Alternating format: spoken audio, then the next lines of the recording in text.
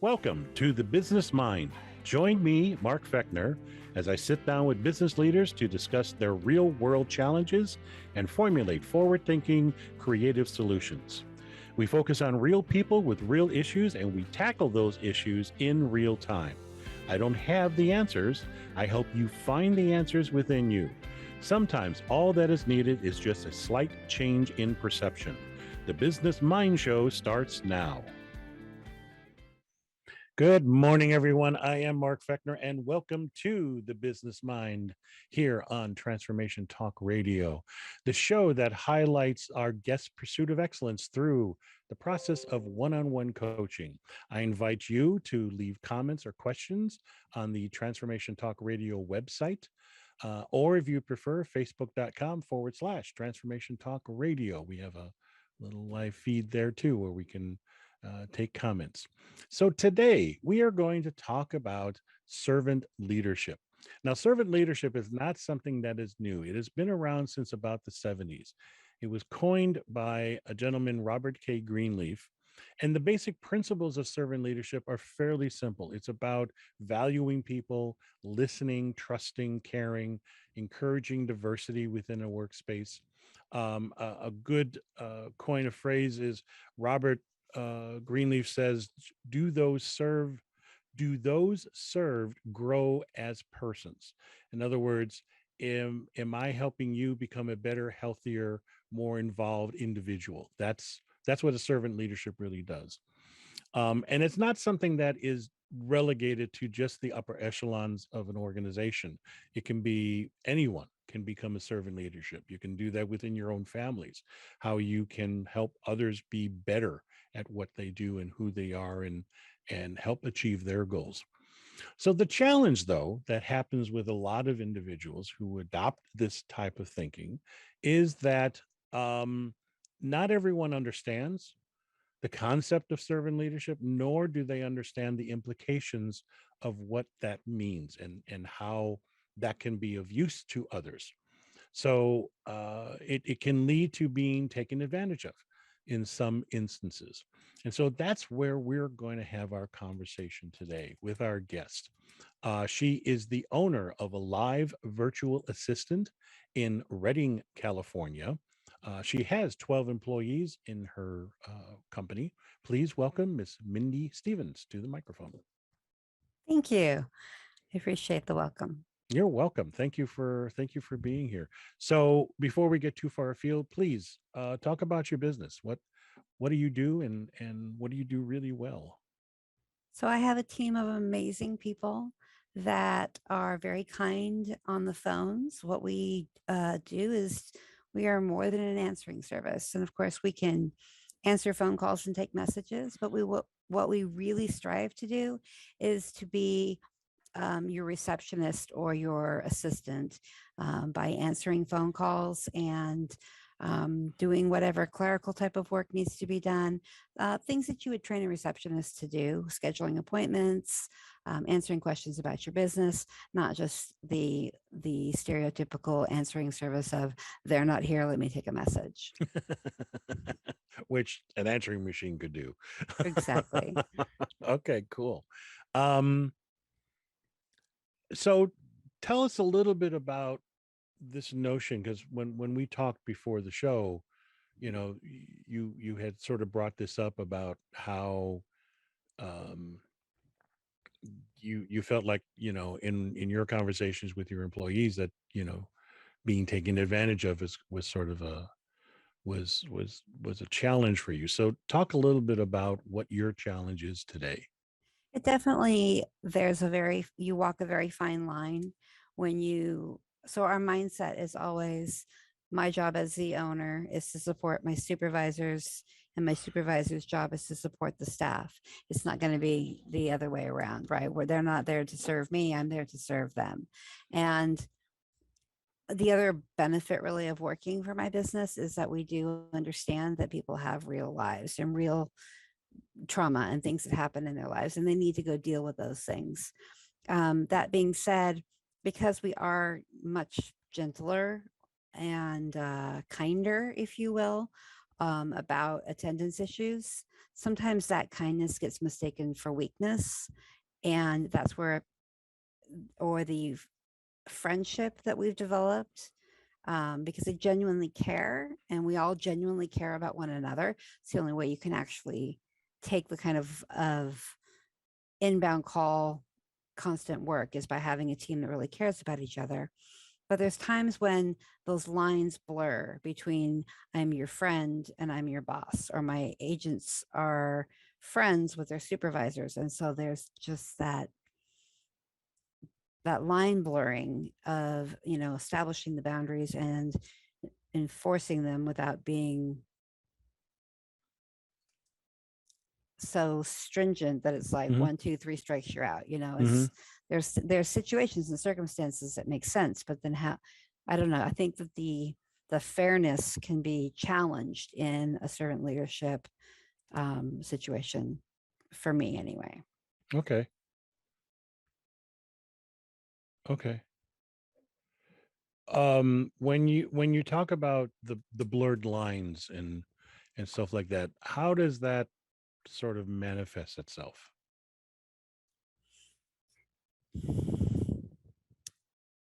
So I consider, so all of my employees talk about how great it is to work for a live virtual assistant. And I have to believe they're telling me the truth, right? It's not because Hmm. I'm the owner. Um, and there seems to develop a friendship, um, as we're talking, right? We're caring about each other's lives. We're hearing about each other's kids. We're developing that friendship. And sometimes that extends after hours. I try not to initiate that as the boss, but at the same time, I'm not going to be like, no, you can't call me after hours, right? I'm going to be there to support people and to offer my friendship, because relationship really is what motivates most of my people. They're very relationship driven. And so I think that's great. Um, but there's times when the it's tricky because of course, I don't want to like call anyone out specifically, but where there's times where an employee will take that friendship and take that assumption that, well, they're not going to be mad at me if I take this time off, and use it in ways that are things that you wouldn't do at a larger business. Things you You wouldn't do in other organizations. Right. You wouldn't get away with it. You'd have Okay. lost your job by now, kind of things. Right. So it's Okay. just really tricky as far as figuring out the um where those boundaries are, because that's where I Okay. struggle. Is like, How is this really an emergency, or is this just like you didn't feel like doing something earlier and so you're going to use work time to do it? right. So it sounds like that the boundaries that are in place are there isn't any clear distinction sometimes, that, between Mindy the friend and Mindy the boss. Right. And so therefore,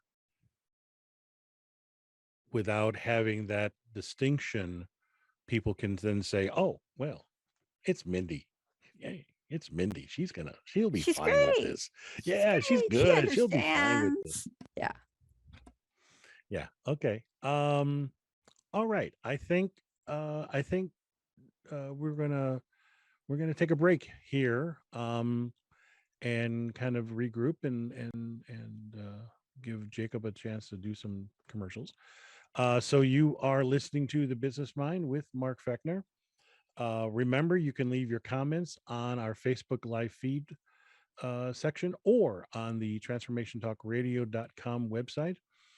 We are going to take a quick break here, and when we come back, we're going to talk about how how Mindy is defining the boundaries within her organization between who she is as a boss and who she is as a friend. So come on back. This is going to be an interesting conversation. See you in the back. See you on the other side.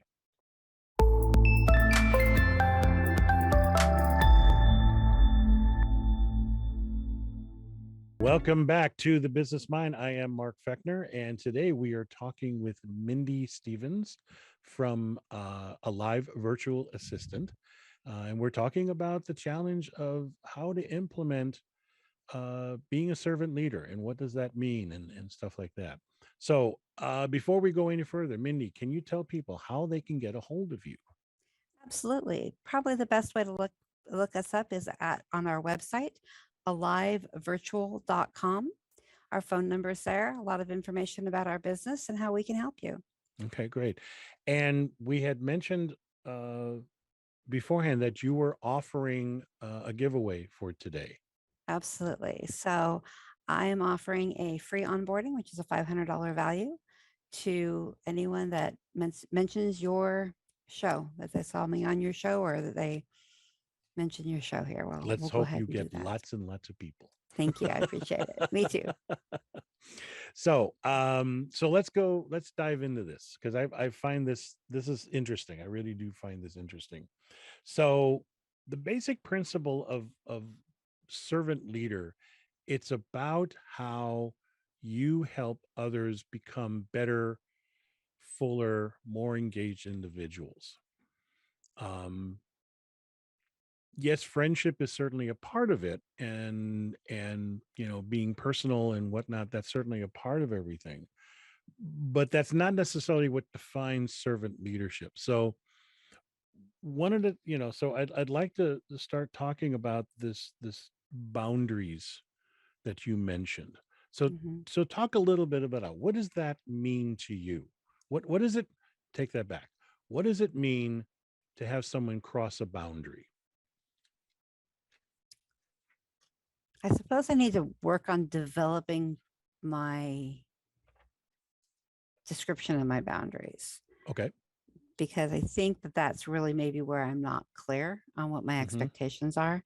To me, I it's when I start feeling when I start feeling very personal, taken advantage of, like someone's taking like not just working the system, but going beyond that to especially with attendance, I think is one of my biggest issues Hmm. is I hire a lot of moms, right? I hire a lot of people with big lives, um, with perhaps some medical issues. And I understand that they're going to need some time off. And we staff so that we have people that will always be there to cover. But when we have people that will always be there to cover and they all have these great big lives, there's times when we are struggling to have enough people to cover. And so that's where we have built a lot of procedures, um, but there's still, that Monday morning where they're like, oh, I'm sick. And you're like, I mean, what can you say as an employer? No, you're not. Get on the phones. You can't, what are you going to do? What are you going to say? But many call centers, virtual assistant businesses, answering services are like, you have this many absences in this period of time. And if you go beyond that, you get written up and then you get suspended. So, you miss a day and your punishment is missing another day. And then, there's, terminations, with the suspensions, terminations. Those are kind of the routines that Hmm. businesses that have gone before me that probably know a lot more than me have Hmm. figured out they need to do. Right.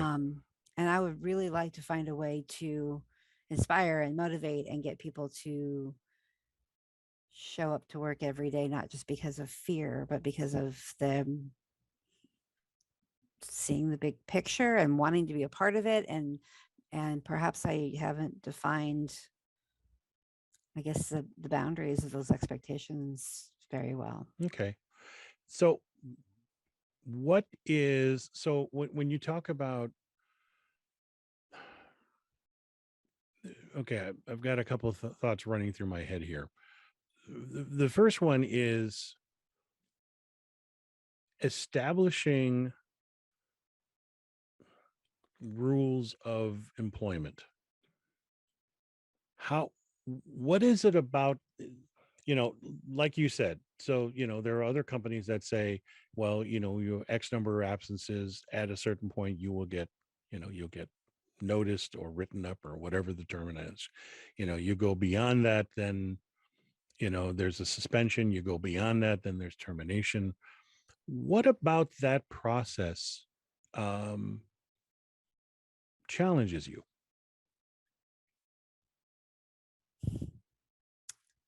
We invest so much in training, and it's not just the money that was invested in training, but the energy and the heart and the soul of who we are. We're spending training people to be amazing on every call, to treat each caller like it's their own business, to really give their all to every call. Hmm. And so when you've developed someone to that point, you don't want them to get a write up and go, ah, forget it, I quit.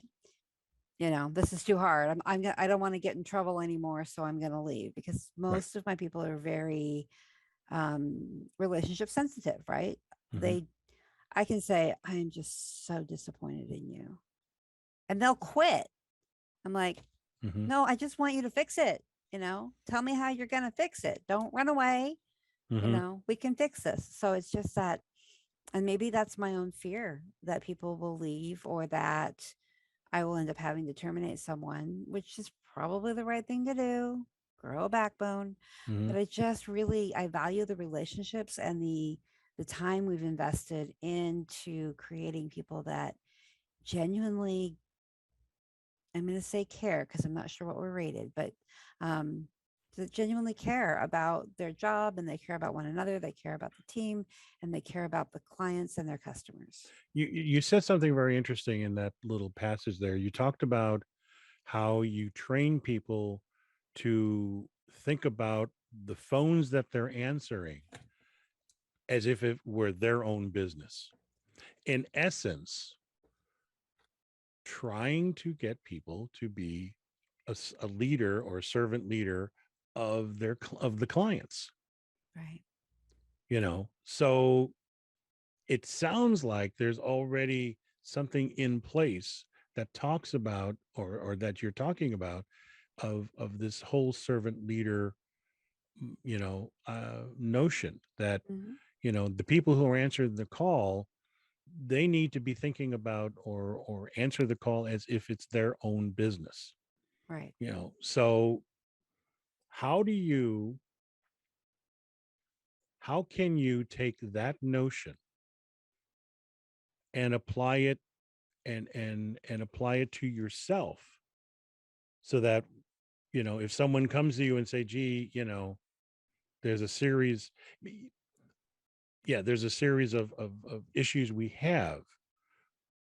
How can you have that conversation with that individual, as opposed to going immediately to, hey, we got to terminate you?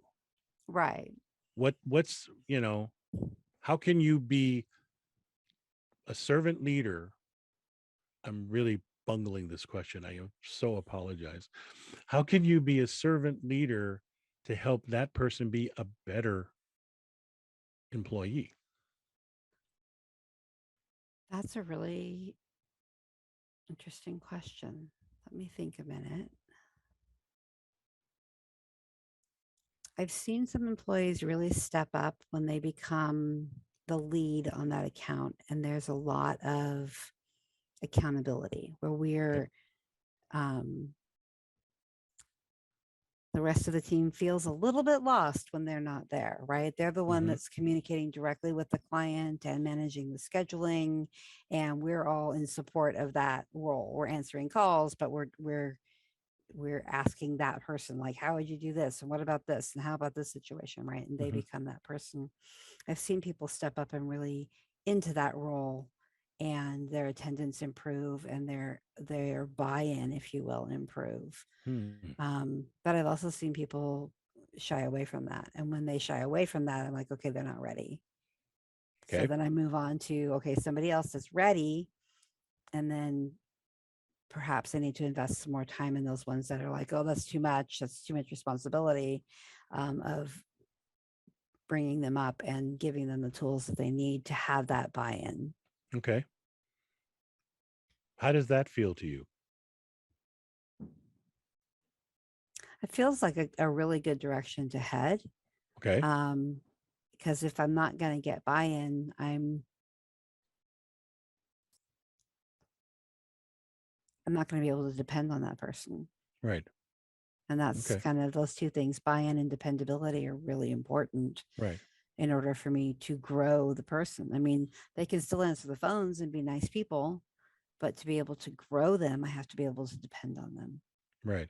Well, and growing the person, you mentioned, is, okay, holding them accountable, giving them more responsibility. Um, what does that what does that do to the fear factor in what we just discussed? Because you mentioned, you're afraid that, people are going to leave, and you've invested time and money and energy in training them. So Mm-hmm. what does that do to the fear factor, thinking about this, the people that have stepped up? What does that do to that fear factor in you?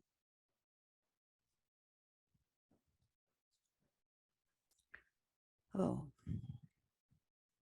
well, when you get someone that steps up and you see them grow, it's like teaching someone something new, right? That light bulb moment that Yeah. I just balanced the accounts the first time, excitement, right? It's like, Yeah. yes. And then feel even more dependent upon them because I'm giving them this responsibility. So I feel like, oh, my team is really dependent on them, which then again, I can take that responsibility away. I can say, oh, you know what? I can't count on you to be here.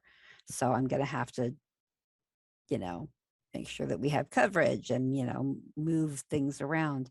So the fear, okay, going back to the question, what does that do to the fear? Um, I guess it's fear of losing that time, that investment, that trust. If Hmm. that person were to not raise, right, because we always have someone to back everyone up, right? So it's not like my business is not designed to depend on any one person. It can't. Right. But as you have people step up in different leadership roles and you see them develop, that's great. But there's still that fear of, I don't know, I guess I have a fear of loss I need to really look at. Okay. Well, that might be the case. Um, so one of the things that kind of comes to my mind as we're sitting here talking is it's really about, or thinking about, um, so let's say you have that employee that is wishy-washy, for lack of a better phrase right now. Okay. Um, how can you handle that person differently? Thinking about servant leaders, about helping someone grow, helping someone become better. How could you handle that individual differently, or have a different conversation with them?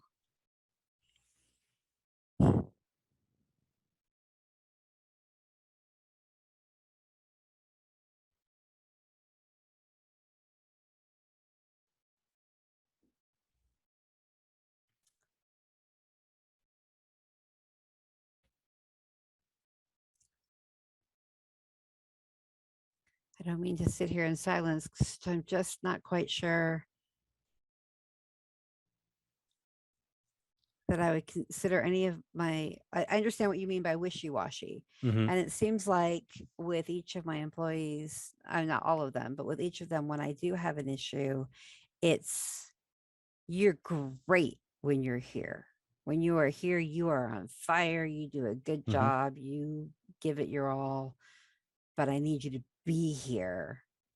And I understand that sometimes life happens, but your life is happening way too often during your shift, right? When Okay. you're scheduled to work from 5 a.m. to 2:30 p.m., during that time, work needs to be the priority. And yeah, I get that emergencies happen, but not everything that you're calling out for in the middle of your shift is an emergency, right? And kind of redefining that as work is the most urgent thing right now. Okay, And so then, that sets up the priority that if you're here and you're not elsewhere. right.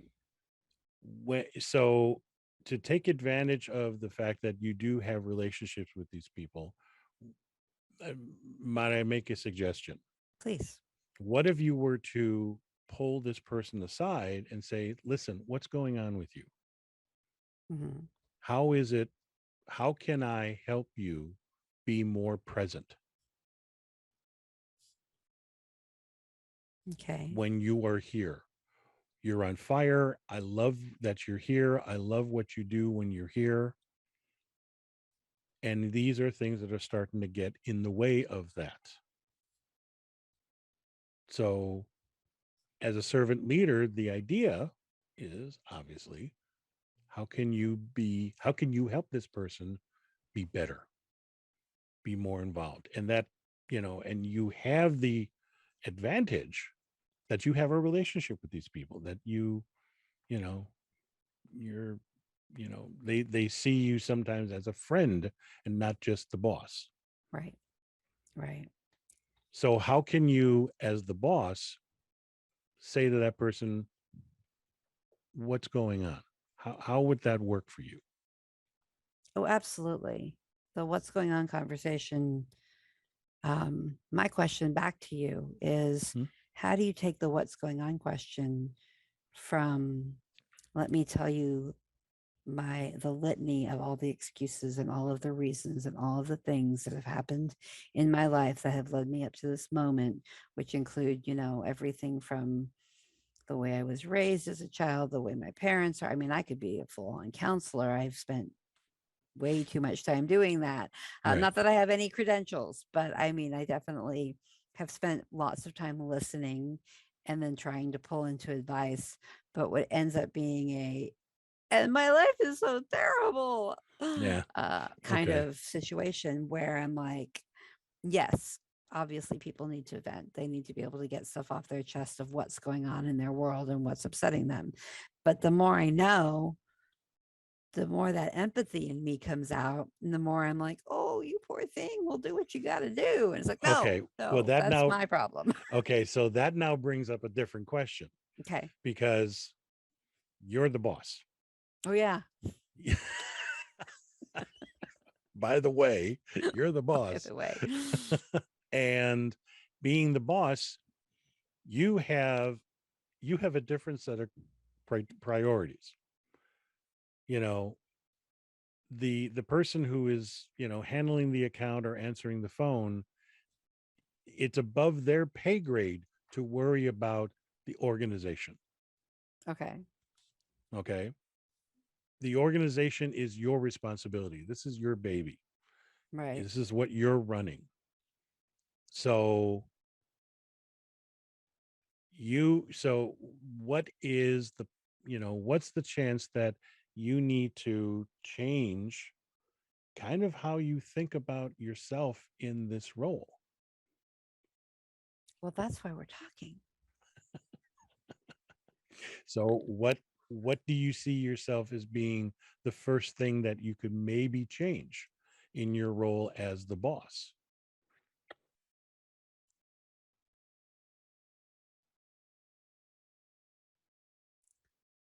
Well,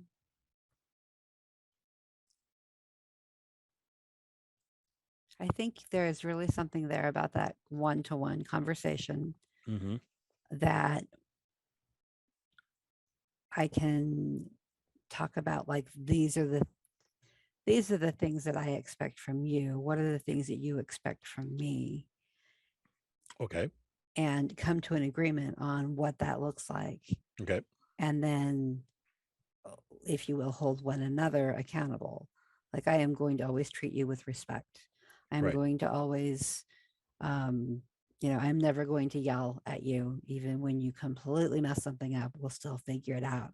I will Hmm. always have your back and we will fix it. Right. Hmm. We will always let the client know this is what happened. Here's what we're going to do to fix it. But those are the things that I like promise to my employees. Like, if you Right. make a mistake, you're going to make a mistake, right? We are all going to make mistakes. But And when you, that's and I don't mean to cut you off. And mhm, that's perfectly, and that's legitimate and certainly, you know, being there for your employees.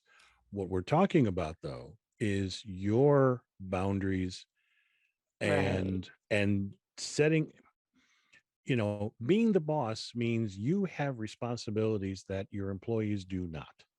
Right. You have the responsibility and the obligation of running your entity, your ship, so to speak, Okay. in a forward thinking motion. Right. What that also implies is that you have to maintain and hire on people and train people and whatnot that can help you work in the business. Your job is to work on the business. Right. I've Your heard. employees are there to help you work in the business. Right. And so, thinking about that, what of your own expectations of yourself as a leader would need to sort of change in this process? Maybe growing one of my supervisors into, like, defining what these boundaries are, Mm-hmm. and then growing them into being the one that holds people accountable to these things Okay. and has these conversations about, I don't want to call them inspirational conversations, but conversations about this is what we expect. Okay. We expect you to work the hours and days you say you're going to work. It's not, it's a job, you know. Right. So, we do expect that, and to, you know, put forth 100%, to, define what these boundaries are, what the rules of the game are, if you will.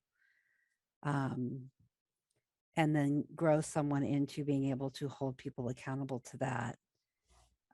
Instead of it being me having 12 conversations one to one, and then having to come back and make sure, okay, have you met these expectations? Mm-hmm. Mm-hmm. Um, but still being still being that encouraging person. Mm-hmm. Is that kind of a direction that You tell me, does that sound, what does that feel like to you? I tend to want to do everything myself? And I realize that I don't have enough time to do everything myself. Every business owner has the exact same thing. I'm the only one that can do this, you Right. know. Especially when I don't exactly know how to do it. It's really hard to teach someone else how to do it. Right. So I need to So learn how to do it and then teach someone how to do it. so what that says is that you know, understanding and creating a process that Yeah. someone else could possibly take on.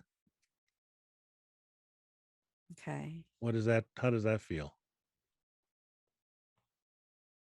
So as I've heard of, there's delegation and then there's delegation by abdication.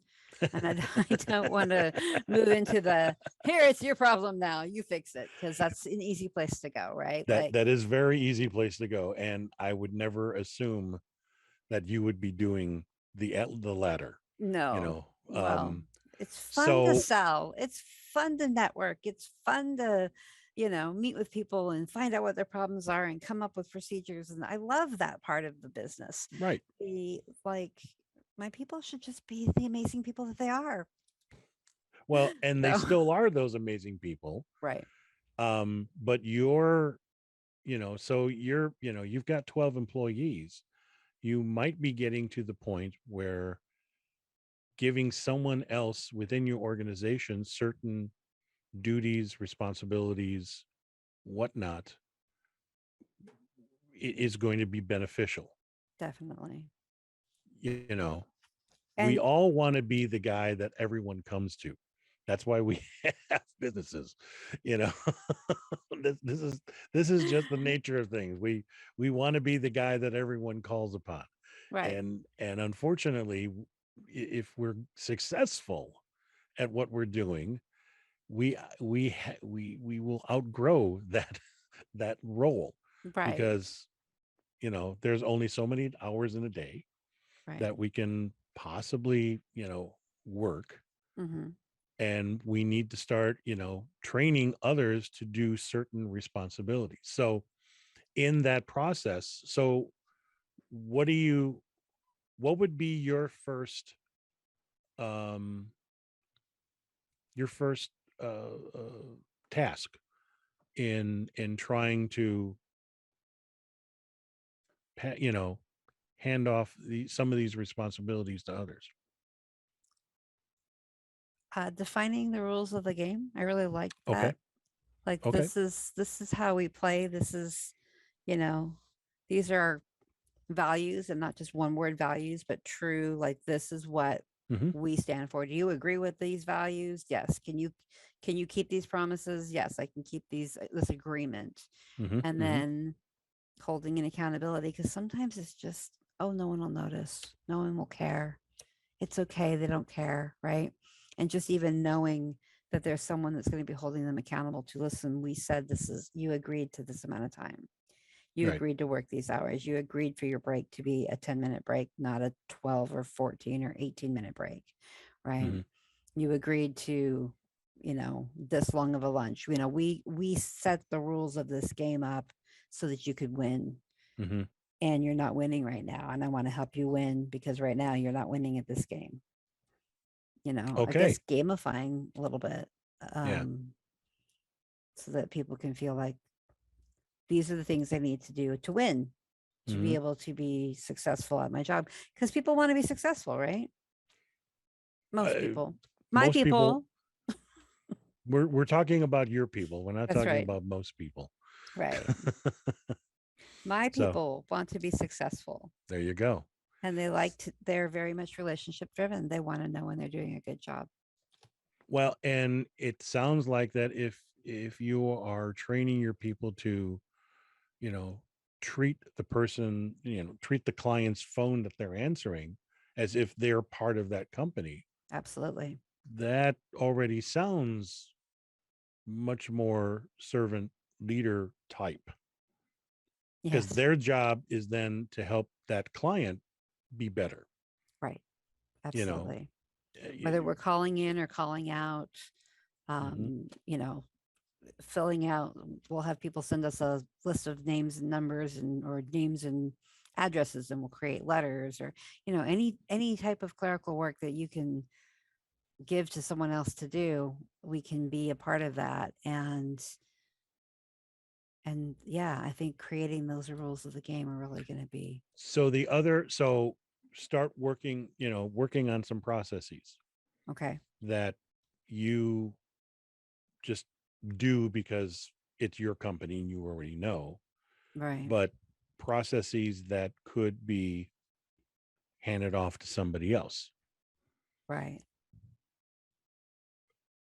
Who would you want to identify as the person that would that you're going to groom to be this, you know, overseer of everyone? And you don't have to name names. I Okay. don't I'm know. like, they're going to watch this and they're going to say, you said that means you don't love me. I have four supervisors. Um, Okay. I have four supervisors, and of those four, they all have different strengths, um, and weaknesses, don't we all? Strengths and areas to need strengthening. Right. But I do have one or two people in mind that I think could take on these processes, Okay. that have a strong enough personality where they can call people out when they're Okay. not playing by the rules. So Um, one of the things that, to start thinking about as well is, what are the qualities that you would need these people to have, okay, so that, you know, obviously there's training involved here. of course. You're going to help train someone to do this type of work, Hmm. or a higher level of, supervisory work. So Right. what are the qualities you're looking for? Identifying those individuals. Hmm. And if they don't have them, how, you know, is it possible to train those people? What's Hmm. the possibility they can be trained to adopt certain qualifications? Right. I like that. I mean, the first three words that came to my mind were fair, organized, and firm. Okay. They have to be perceived as fair, they have to be firm, and they have to Hmm. be organized so that it doesn't feel like they're playing favorites. Right. Okay. All right. Well, that's a start, it sounds like. Yeah. Okay. This is a perfect place to take a break. uh, one more time, Mindy, how can people get a hold of you before we go on break? On the internet, alivevirtual.com. Uh, there's a contact us form, there's our phone number. We'd love to talk with anybody about what they've got going on and see if we can help them. And we're doing a free onboarding for people, for viewers, listeners to your show. Listeners, Listeners to your I don't show. know who's viewing right now, but All right, I've listeners, had listeners. YouTube. um, so uh, so this is the Business Mind. I am Mark Fechner. We're going to take a quick break, and when we come back, Mindy is going to sort of surmise what it is that she's going to take away from today's session, and hopefully uh, something useful for herself and her business. If you have any insights or comments around today's discussion, please feel free to leave those comments on the Transformation Talk Radio website or facebook.com/Transformation Talk Radio live feed. So we will be back in just a few minutes.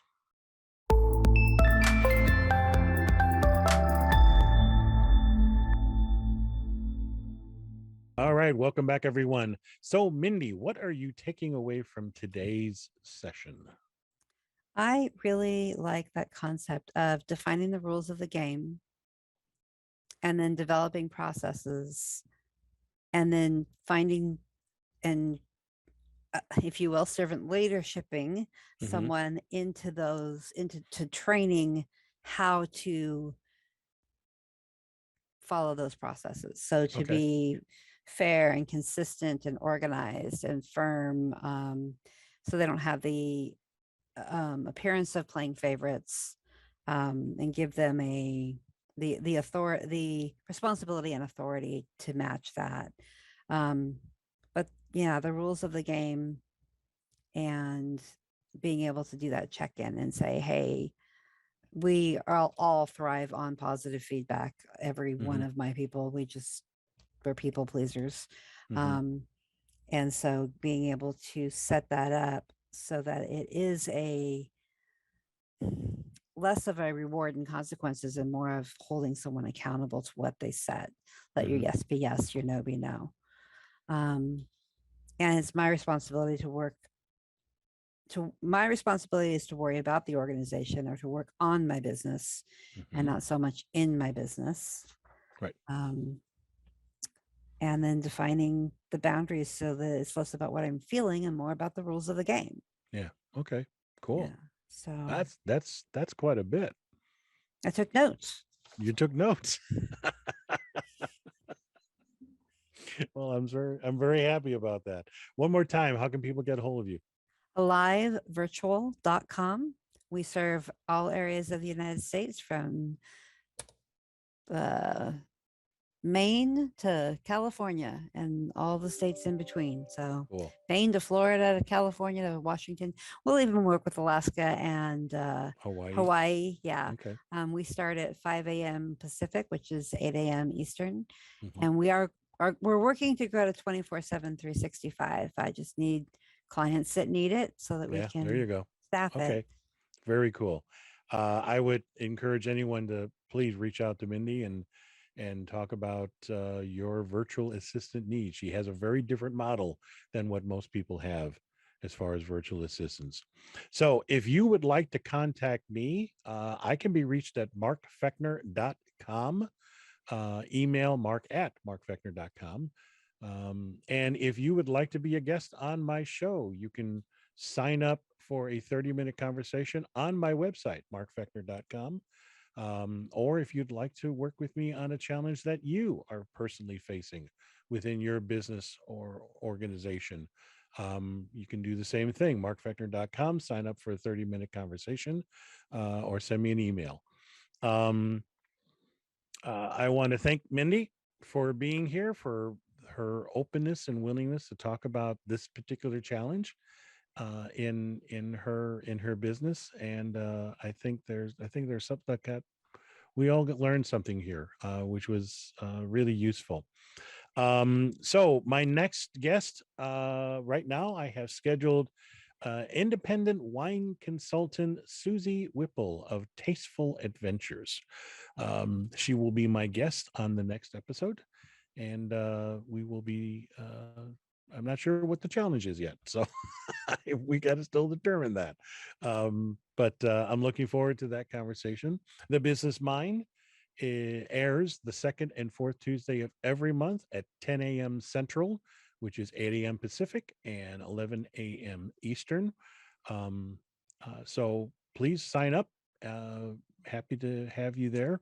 I am also informed that we have now, I am on various different podcast platforms, Apple, iTunes, Spotify, TuneIn. You can find me there if you go onto those platforms and say the Business Mind, Mark Fechner. You will find me, which is very exciting. That was very kind of cool. I just learned that this week. So anyway, we will be back again in 2 weeks. Until then, have a great week. Be safe, be healthy, be profitable. See you then. Thank you for listening to The Business Mind on Transformation Talk Radio. I'm Mark Fechner, where we focus on real people with real issues, and we tackle those issues in real time. I don't have the answers. I hope you find the answers within you. The Business Mind Show airs the second and fourth Tuesday of every month at 8 a.m. Pacific on transformationtalkradio.com. Sometimes all you need is a change in perception.